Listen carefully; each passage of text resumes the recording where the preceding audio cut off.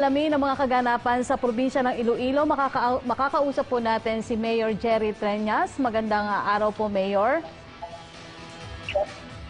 Good morning, Yusek, Rocky, and Aljo. Opo, Mayor, yung pong probinsya ng Iloilo ay isa po sa mga lugar na nauna nang isinailalim sa Modified General Community Quarantine noong Hunyo. Pero nakakalungkot pong malaman na isang baryo po sa Iloilo muling isinailalim sa Enhanced Community Quarantine dahil daw po sa pagtaas ng bilang ng mga tinamaan ng virus. Ano na po yung nakikita niyong dahilan nito? You must be referring to one of the municipalities in the province of Iloilo, Alimudyan. No? I am the mayor of Iloilo City, which is a highly urbanized city in the province of Iloilo. Insofar as Iloilo City is concerned, we are still under MGCQ. But very recently, the governor of Iloilo has signed an executive order for locking down the province. And the province will now not allow people from the other provinces of Antique, Capiz, Aklan, and Negros Occidental to go to Iloilo because of the executive order. But insofar as Iloilo City is concerned, we have not locked down Iloilo City. Insofar as I am concerned, I believe the virus will stay with us for some time. There will always be times when people will be positive. We only have to live with this. We come up with certain protocols. Otherwise, if we cannot proceed to start to revive our economy, the effects will be very disastrous. Iloilo City is one of the very few cities in the Philippines which relies 58% on local income. If we do not revive our economy, we see a very bleak future, especially for next year. And that is why, while we understand that from time to time there will be people who will turn positive, we just have to make sure that we follow certain protocols. Opo. We had some issues on some of the LSIs and OFWs who were being sent to Iloilo province or city who turned positive. But as I have said, we just have to go on. I am already meeting with the different sectors in Iloilo City, all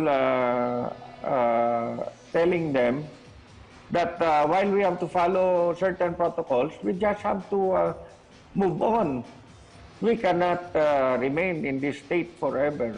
Otherwise, more people will be losing their jobs, more businesses will be closing, and then when the time comes, it will be very difficult to jumpstart our economy again. Opo, Mayor Treñas, mayong aga. This is Aljo Bendijo. Alam po natin na ang... Mayong aga, Aljo. Opo. Alam po natin na ang ating tulong ay isa sa mga programa ngayon ng ating pamahalaan. Naglalayong mapawid na ito pong mga locally stranded individuals na ating mga kababayan, lalo na dito sa NCR. Uwi po dyan sa Iloilo. Gaano na po karami ang napauwi ng programang yan at ano po yung mga tulong na inyo pong ipinabot galing po sa inyong tanggapan sa mga LSI na mga Ilonggo? May, Aljo, nagka-problema kami sa ibang LSI. You know, I understand that they want to go back to their families after so long, and we allowed home quarantine for a while. However, I received reports that they have violated their home quarantine. And there are 2 LSIs who went home. We placed them under home quarantine. They turned positive, but I was informed that one of them played basketball, had a manicure, went drinking, nagtagay pa. So ngayon, we place all that in our facility. We feed them times a day. Very and use the crappy. For the I do not know what's wrong. Many who return to Iloilo have been turning positive, while they took a test in Metro Manila, and that they are unfortunately they come here and I have them tested positive in RT-PCR test. So it is really a challenge for us. There are about 200 of them now, the facilities, the city. We feed them every day. And control. Also, our only laboratory at the moment, which continues to receive specimens from Puerto Palawan and Romblon and the whole Western Visayas, comes out with results only after 8 to 10 days. It is very difficult if the result only after 8 to 10 days.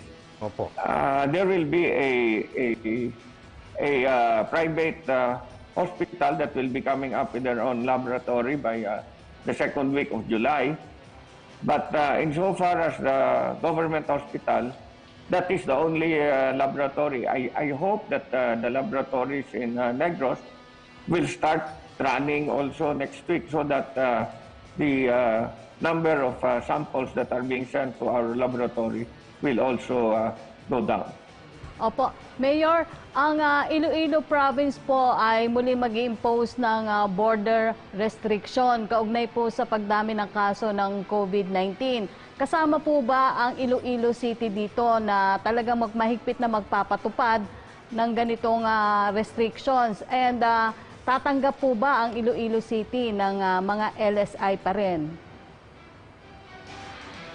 I think ang nangyari dito, Yuki, I think, no, I cannot for the province, but I think the governor decided to go on lockdown because of the LSIs who were returning and out positive, unfortunately. No? I do not know really what happened.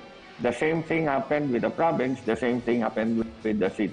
But insofar as the city is concerned, to accept people from the different provinces, the city port, which services Iloilo, Bacolod, Fast Craft, and Roro, is still, no? And I still allow unhampered travel between the two.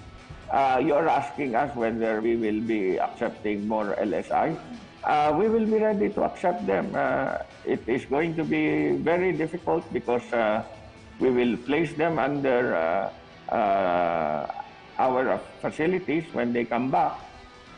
As soon as we have negative results, they can be allowed to finish their 14-day quarantine in their houses. But in the meantime, while the results are not out, it is very difficult user tracking. The figures are not here with me. I do not have data at the moment. But very many LSIs turned positive when they came here. Ano na lang po ang mensahe nyo sa inyong mga nasasakupan, Mayor, lalo na po yung nangyari sa lalawigan ng Iloilo, dulot pa rin ng COVID-19? We are going to meet on Monday together with all the governors and Governor Defensor. I do not know really how this lockdown will affect everyone, but I really hope that we can already start reviving our economy. Marami ng businesses nag-close down, marami ng mga tao walang trabaho.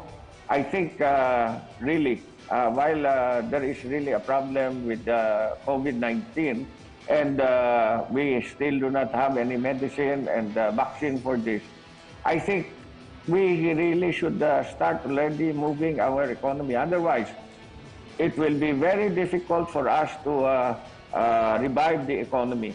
And more people will be out of jobs. And the local governments will have difficulties not only this year, but also for next year. I am for starting to opening up the economy as long as we follow certain protocols. As a matter of fact, next week on Wednesday, I have scheduled a visit to several malls in Iloilo just to show that we can open as long as protocols are in place.